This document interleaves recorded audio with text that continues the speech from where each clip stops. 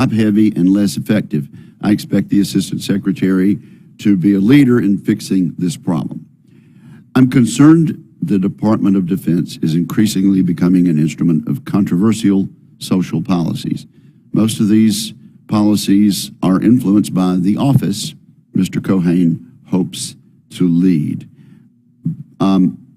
I believe this administration is exacerbating the recruiting challenge by prioritizing these policies.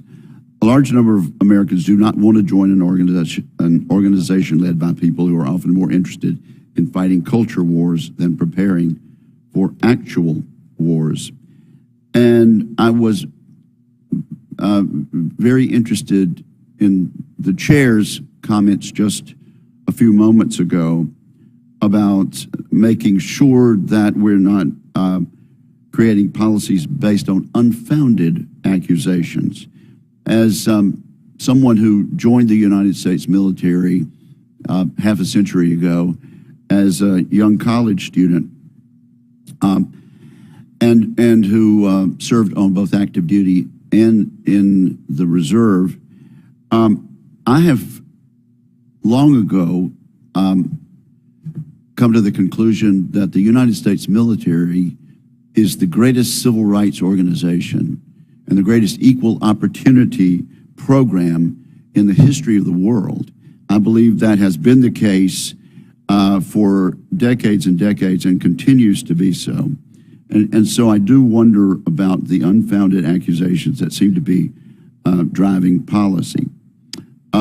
So I'm interested in what Mr. Keohane might do, if confirmed, to restore the department's focus on its mission, which is to provide military forces needed to deter war and ensure our nation's security. That's the mission that makes people so enthusiastic about joining our armed services.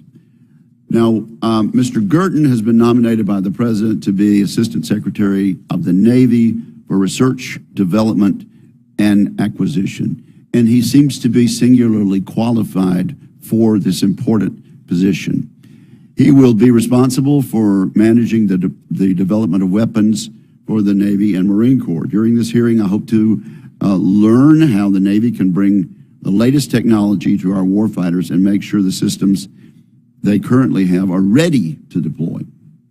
I'm concerned the Department of Defense is not moving fast enough to create a credible deterrent within the next 5 years as the threat from China increases, and I'm sure Mr. Girton shares that concern. Perhaps we'll explore that during questions. The committee has provided means for the Navy to move faster in acquisition, but they're not taking full advantage of those means. Instead, the Navy relies on cautious, slow methods that delay the delivery of critical assets. By attempting to eliminate risk to acquisition officials, the Navy increases risk on the battlefield.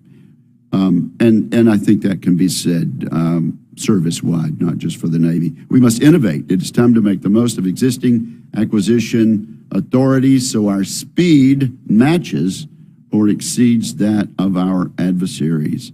And Mr. Girton will be in this new capacity in a position to help us achieve a quantum leap in this regard. I'm interested in what Mr. Girton will do, if confirmed, to change the culture of acquisition workforce to start accepting measured risks and deliver capabilities at the scale and pace that our national defense strategy requires. I thank our witnesses, and I thank you, Mr. Chairman.